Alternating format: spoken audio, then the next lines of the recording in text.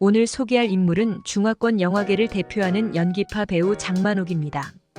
해외에서는 매기청이라는 이름으로 더욱 잘 알려진 장만옥은 우리나라 드라마 응답하라 1998에서도 장만옥이라는 별명을 가진 친구가 등장할 정도로 1980년에서 90년대 홍콩 영화의 전성기를 이끈 배우들 중 한 명입니다. 장만옥은 1964년 9월 20일 영국령 홍콩에서 태어나 8살이던 해 가족들과 함께 영국 남단에 위치한 켄트주에 이민을 갔습니다. 동네와 학교에서는 유일한 중국 아이로 놀림을 당하고 집에서는 어머니의 엄격한 가정교육과 모범생인 언니와 늘 비교당하면서 유년 시절을 보냈습니다. 16세 때 부모님이 이혼하면서 어머니와 함께 런던으로 가서 학업을 이어가지만 집안 형편으로 서점에서 점원으로 일하기도 했습니다. 18살이던 1982년 어머니를 따라 방학 중에 홍콩 친척 집을 방문한 장만옥은 우연히 길거리에서 모델 제안을 받았습니다. 장만옥은 어머니의 반대에도 불구하고 홍콩에 남아서 화장품, 음료, 가전제품 등 다양한 광고를 찍으며 모델 일을 시작했습니다. 19살이던 1983년 미스 홍콩 대회에 참가해 준우승과 미스 포토제닉상을 수상한 장만옥은 같은 해 열린 미스 월드 대회에서 전체 15등이라는 우수한 성적을 거두었습니다. 이를 계기로 홍콩의 대형 방송사와 정식 계약을 맺고 1년간 연기 트레이닝을 받은 장만옥은 1984년 코미디 영화 청화왕자를 통해 스크린에 정식 데뷔했습니다. 그리고 얼마 후 드라마 화출채용에서 여주인공을 맡은 장만옥은 브라운관에도 데뷔를 하며 빠르게 인지도를 쌓았습니다. 이처럼 소속사의 든든한 지원을 받은 장만옥은 늘씬한 각선미와 고전적인 외모에 나쁘지 않은 연기력으로 본격적인 배우의 길로 들어섰습니다. 그녀를 가장 널리 알린 영화는 성룡의 폴리스 스토리로 1편부터 3편까지 성룡의 여자친구 아미 역으로 스타덤에 올랐습니다. 폴리스 스토리 시리즈를 찍을 당시 장만옥은 성룡과 합이 너무 잘 맞아서 스캔들이 나기도 했었습니다. 신인 시절에는 남주의 여자친구나 외모만 부각되는 배역을 주로 맡으며 꽃병 이미지로 굳어갔지만 1988년 왕가위 감독의 영화 열혈남아에 출연하며 본격적인 연기 인생의 전환점을 맞이하게 됐습니다. 왕가위 감독은 장만옥을 영화 열혈남아 속 아화로 만들기 위해 먼저 카메라를 의식하지 않고 배역 자체가 되어 걷는 연습부터 시켰습니다. 이후 본격적인 연기파 배우로 발돋움한 장만옥은 아비정전, 왈령옥, 천밀밀, 화양연화 등의 영화로 연기파 배우이자 홍콩 영화제 단골 수상자가 됩니다. 특히 1930년대를 대표하는 중국의 무성 영화배우 왈령옥 역을 맡아 열연하며 1992년 제42회 베를린 국제영화제 여자연기자상인 은곰상을 받고 2004년에는 4개국 합작 영화 클린에서 가족과 자신의 미래를 위해 고군분투하는 엄마 에밀리 역을 맡아 칸 영화제에서 여우주연상을 수상했습니다. 장만옥은 1984년부터 코미디, 멜로, 스릴러 등 80여 편의 다양한 장르에서 종횡무진 활약했는데 한국 영화 팬들에게 가장 깊은 인상을 남긴 영화는 천밀밀과 화양연화입니다.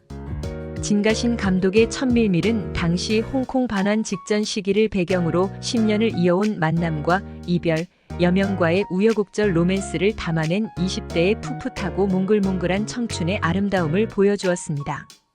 반면 화양연화는 1960년대를 배경으로 가정이 있는 중년 남녀의 불륜을 지고지순한 사랑으로 승화시키며 30벌에 달하는 중국 전통의상 치파오를 입고 나왔습니다. 왕가위 감독은 치파오의 변화로 영화의 촬영신을 구분했다고 합니다. 상대 역으로 나온 양조위는 이 영화로 칸 영화제 남우주연상을 받았습니다.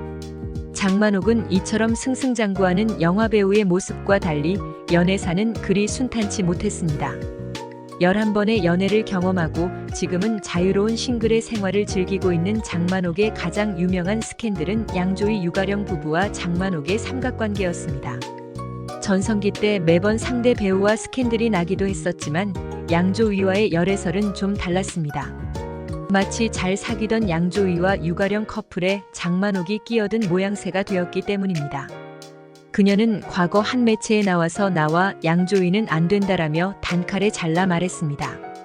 장만옥과 양조위, 유가령은 1984년 드라마 신찰사형에서 호흡을 맞췄는데 당시에도 장만옥과 양조위가 서로 호감을 갖고 있다는 소문이 돌았습니다. 그러나 양조위는 유가령과 영화 양가장과 아비정전에서 호흡을 맞추고 1988년부터 교제를 시작했습니다.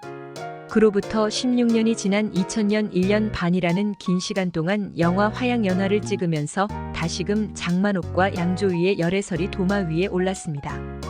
당시 두 사람에게는 각자 파트너가 있었지만 주변을 개의치 않고 함께 식사하고 산책하며 마치 다정한 연인 같은 모습이 자주 목격되었습니다.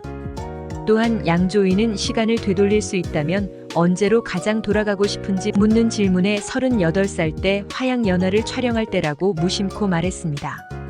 이후 칸 영화제 레드카펫에서 찍힌 사진 한 장이 네티즌들 사이에 큰 화제를 불러 모았습니다. 양조위는 자신의 오른손으로 여자친구 유가령의 손을 가볍게 잡은 반면 왼손으로는 장만옥과 깍지를 끼고 있는 모습을 보여 이 둘의 관계에 대한 궁금증은 더해갔습니다. 결국 한 기자가 양조위에게 장만옥과의 관계를 물어보았습니다. 이에 대해 양조위는 마음이 흔들린다는 말로 장만옥에 대한 느낌을 표현할 수 없습니다만 우리는 정말 서로 잘 이해하고 대화가 잘 통한다라고 말했습니다. 장만옥은 34살이던 1998년 프랑스 영화 감독 올리비에 아사야스와 영화 이마베프를 통해 가까워져 결혼에 성공했습니다.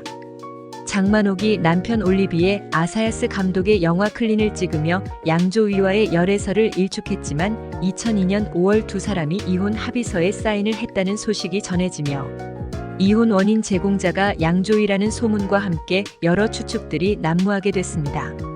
장만옥은 올리비에 아사야스 감독과는 이혼 후 친구 같은 관계를 유지하며 재결합 가능성이 점쳐지기도 했고 한때 프랑스 사업가와의 재혼설이 돌기도 했으나 현재까지 독신을 고수하고 있습니다.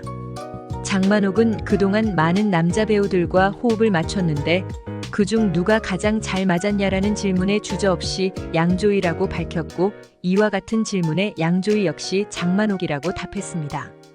장만옥은 두 사람의 어긋난 인연에 대해 타이밍의 문제였다며 만약 우리가 서로를 알아갈 때 각자 연인이 없었다면 연애를 했을 가능성이 있었을 것이라고 말했습니다. 양조위와 함께 2003년 홍콩 자선 파티에 참석한 유가령은 이를 의식한 듯 삼각 스캔들은 다 잊었다라며 장만옥과는 평소에도 연락을 주고받고 있으며 여러분들이 말하는 그런 관계가 아니다라며 쿨한 모습을 보여줬습니다. 하지만 2008년에 있었던 두 사람의 결혼식에는 유가령이 장만옥을 오지 못하도록 한 것으로 전해졌습니다.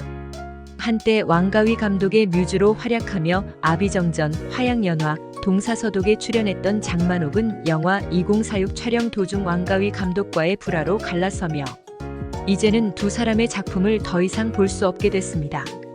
40살이던 2004년 영화 클린을 끝으로 스크린에서 장시간 멀어진 장만옥은 급기야 2013년 무기한 배우 활동을 중단했습니다.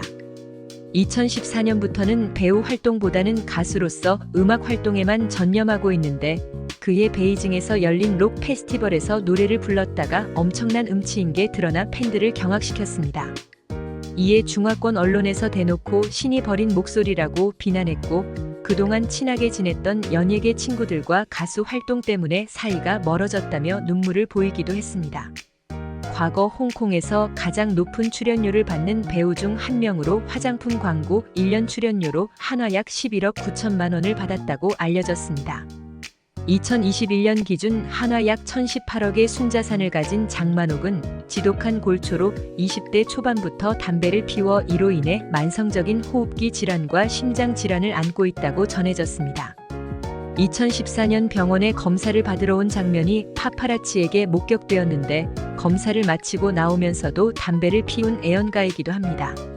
현재 60을 바라보고 있는 장만옥은 촬영장을 떠나 일반인의 삶을 만끽하며 즐기고 있습니다. 가끔 그녀의 일상 모습이 노출되며 노쇠한 모습에 악플이 달리기도 하지만 장만옥은 오히려 담담하게 말했습니다. 당신이 스스로 좋아하는 것들을 하면서 매일을 의미 있게 보내기만 한다면 20살이든 40살이든 상관이 없습니다. 사람들은 누구나 늙는데 왜 굳이 젊어야 하고 주름살이 없어야 아름답다고 하는 것일까요? 나는 아름다움이 다가 아니라고 생각하고 그것은 인생을 낭비하는 것에 불과합니다. 시청해주셔서 감사합니다.